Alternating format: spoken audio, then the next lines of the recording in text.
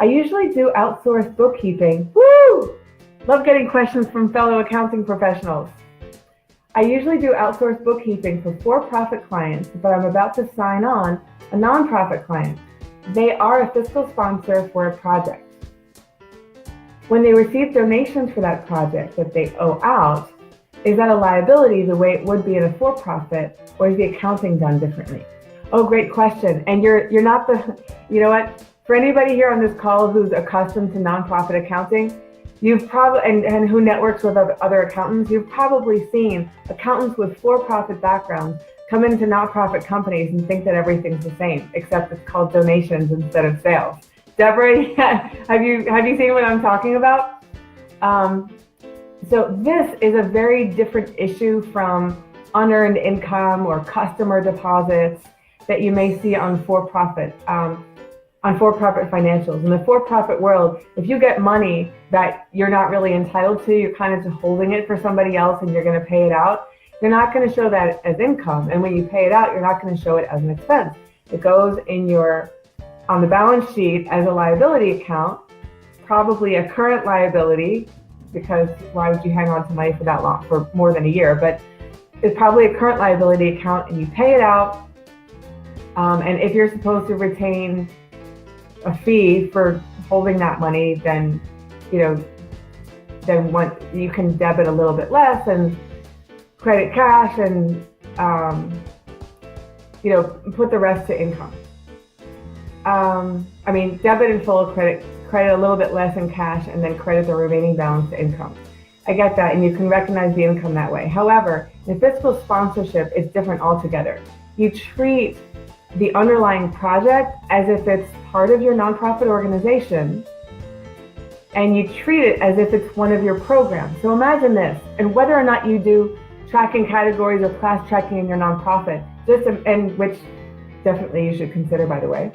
And if you have any questions about that, I'll take those too. But even if you don't, imagine this, your income statement or your profit and loss for your entire organization. But what if it was only for one of your programs? Income designated for that program, expenses related to that program, and net. And imagine that every program is side by side, even fundraising events, income for that fundraising event, expenses related to that fundraising event, and net. So first of all, this is a great technique which I recommend for most nonprofits.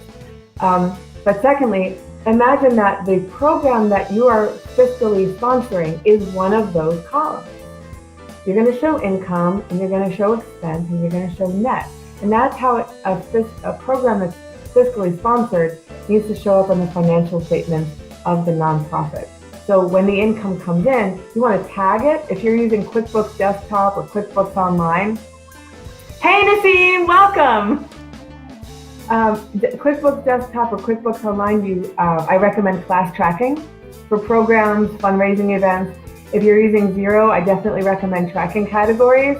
Just an absolutely fantastic way to create clarity, to put management in the position to really make powerful decisions that can actually impact cash flow. For example, if you tag grants with a tracking category or class tracking, you can run a profit and loss just for that grant to make sure that nobody's overspending a grant. In a fiscal sponsorship situation, you can make sure that it can be like a check and balance to make sure that the program that's supposed to get paid out doesn't get overpaid. Or if your program leader says, hey, can you cut us that check for $10,000?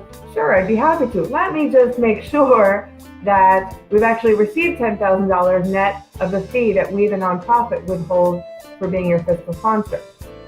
So that's my answer to that question. Yes, the accounting is done differently.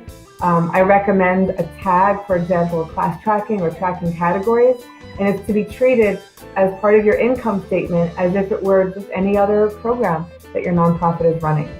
Great question. Thanks for writing in. And has anybody noticed that I get a lot of questions about fiscal sponsorship? And I think that's because more and more people are realizing that you can do a lot of good in the world without having the red tape of a board of directors and filing for 501c3. Just do the fundraising, spend the money for the cause, do a good in the world, and to pay an existing nonprofit a very modest fee of the donations that you bring in, or any other income that you bring in, to handle all of that, the board, the red tape, the administration. If you find a really good fit with a fiscal sponsor and a board that loves your cause, and provides advice, and management that provides advice and oversight that really forwards what you're up to, you can have a lot of autonomy, but a lot of great support, strategic support, and administrative support for an amazingly small fee. So if you're thinking of starting your own nonprofit to do some good in the world, I applaud you. And also, you might be able to actually speed your way by pursuing fiscal sponsorship and by finding a nonprofit to be your fiscal sponsor. Just make sure that you provide them with great information, great financial information, have lots of transparency, and absolutely create a separate bank account. Do not run the funds for your project through any other account. Don't mix it up with your personal account. Don't mix it up with any business account that you may have. Create a separate account for this.